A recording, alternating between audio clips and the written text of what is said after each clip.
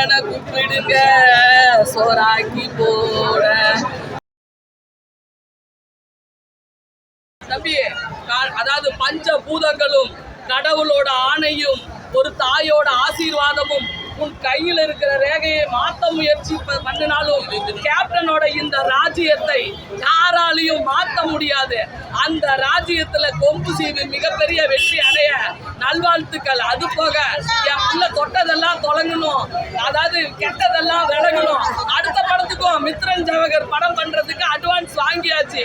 அப்படி இந்த திரை உலகத்தை ஆள வந்த ராஜ்யத்தை ஆள வந்த சமூக பாண்டியன் வாழ்க, கொம்பு சீவு வாழ்க, மிகப்பெரிய வெற்றி அடைய. அது இது திருவண்ணாமலை சிவன் மேல சத்தியம் தான்.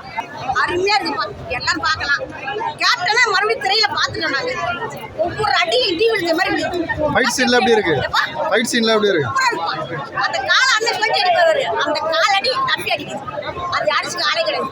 அந்த ஆனா தம்பி ஆயிட்டா இருக்கு, இதெல்லாம் சுத்தி அடிக்கும் போது கேப்டன் அடிச்ச மாதிரி எப்படி அண்ணன் அடிச்சாரு அதே மாதிரி தம்பிக்கு அண்ணனுக்கு அடிச்சு ஆளே இல்லை. ரெண்டாவது சினிமாவில் அன்னையிலே இருந்தாங்க, ஆனா அண்ணன் விட்டார், தம்பி விட்டாங்க, மருமக்களை விட்டாங்க.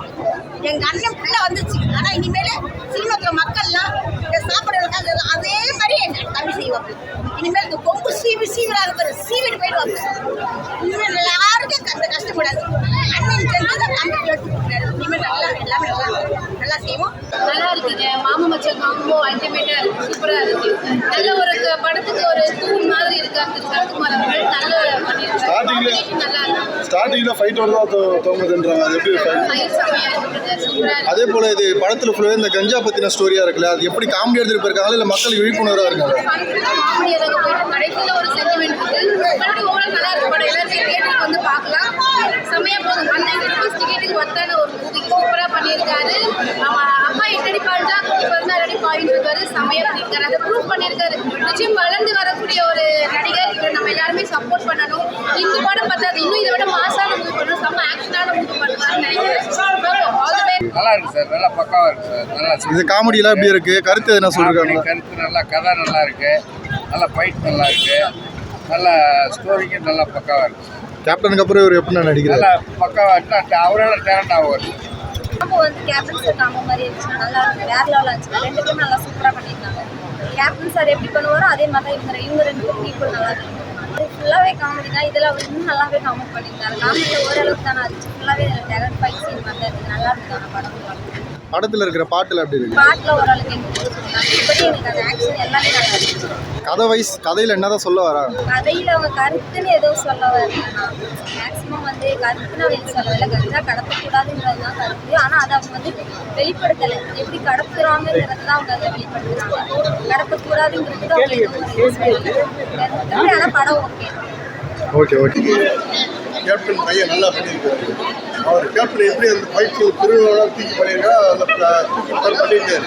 அடுத்து வந்து ஒரு காவேரியை வச்சுருக்காங்க, அந்த டேம் வச்சுருக்காங்க. அந்த டேமில் வந்து தண்ணி அதிகமாக தண்ணி விவசாயம் எவ்வளோ பாதிக்கும், அந்த பாதினால பாதிக்கப்பட்டவங்க என்ன பண்ணுறாங்க, அவரை கற்றுட்டு அந்த கஞ்சா விற்க ஆரம்பிக்கிறாங்க. கஞ்சா வச்சு திருப்பி கிடைச்ச வரைக்கும் அந்த காமெடியாக கொண்டு வராங்க. ஆனால் அது கதை வந்து உங்களுக்கு ஃபுல்லாகவே காமெடி தான். ஆனால் விவசாயம் இருக்குது, கதை இருக்குது, எல்லாமே இருக்குது. அவங்களுக்கு வந்து படம் பார்க்குறது வந்து போர் அடிக்காது, ஒரு ஃபேமிலியாக பார்க்கலாம். விஜயகாந்தோட பையன் நடிச்சிருக்காரு, அவரோட ஆக்டிங்லாம் அவருடைய அந்த அந்த சின்ன பிள்ளைகளை அவர் எப்படி பண்ணாரோ அந்த பழைய லாங்குவேஜில் பண்ணியிருக்காரு. அந்த பழைய கிட்ட போட்டு அப்படியே வந்து அதை கொண்டு வந்தார். இன்னும் வந்து அந்த பைட்டுக்கெல்லாம் அந்த பேரை இருக்கிறது அந்த பிள்ளை தூக்குறது அந்த இதெல்லாம் வந்துச்சு. அந்த மாதிரி என் பிள்ளை தேர்ல வர மாதிரி இந்த படத்துல அப்படி கொம்பு சீவுல கோயில் காலை பெத்தெடுத்த அந்த கொம்பு சீவா சண்முக பாண்டியன் வந்து இறங்கி ஃபர்ஸ்ட் சீன்லயே ஒரு பெஸ்ட் வந்து ஃபைட் ஆகட்டும், அந்த கொளுத்துற சீன் ஆகட்டும், அந்த அதாவது கொளுத்துற சீன், அதாவது ஸ்டேஷனை கொளுத்துற சீனுக்கு அவங்க பாம்பு போட்டுட்டோன்ற சொல்ற சீன்ல கலக்கிற சீன் ஆகட்டும், அந்த பாம்பு நாங்க போட்டோயா பாகிஸ்தான்ல தான் போட்டோயான்னு யதார்த்தமா பேசுற சீன்ல ஆகட்டும், எல்லாத்துலேயுமே சுறுசுறுப்பா பரபரப்பா அப்படி ஒரு ஆக்டிங்கை வந்து என் தங்க குட்டி, என் செல்ல குட்டி, நான் பெக்காத குட்டி, என் Shanmuga Pandian super super super. படத்தில் கஞ்சா சீன்ஸ்லாம் காமிக்கிறாங்க, கஞ்சா பற்றி சொல்லிருக்காங்களா? என்ன மாதிரி கஞ்சா பற்றினா அதான் சொல்றேன் உங்களுக்கு டேம்ல தண்ணி இல்லை தண்ணி ஏறிட்டுனா விவசாயம் பண்ண வழி இல்லாதனால இந்த ஊர்லேருந்து கஞ்சா கலத்தி அந்த குடும்பத்தை ஊரை காப்பாற்றுறாங்க. ஆனால் அது கடைசி வரைக்கும் அதை வெளியே பண்ணிட்டாங்க. அது ஒரு இம்பார்ட்டன் பண்ணுவாங்க. அதை கடைசி காமெடியாகவே பண்ணி கவனிப்பாங்க. அதான் படம் பேர் ஒரு கஞ்சா கடத்துறது வந்து ஒரு விஷயம் இருக்குது. கடைசி வரைக்கும் அது காமெடியாக தான் முடிச்சேன். காலத்தில் காமெடி படம் பார்க்கணும். சரத்குமாரோட கேரக்டர்ல எப்படி இருக்கு? சரத்குமார் நடிப்பு வந்து எப்பவும் போல அவர் வந்து படம் அதாவது கல்யாணம் கூட கடைசி சரியா முடிக்கிறேன் படம் அப்படிதான் அப்படி சொன்னா தப்பு அப்படிங்கிறது கொண்டு வந்தாங்க படத்தில். அது மாதிரி ஒன்று வாய்ப்பான ஒன்று படம் எடுத்தாங்க.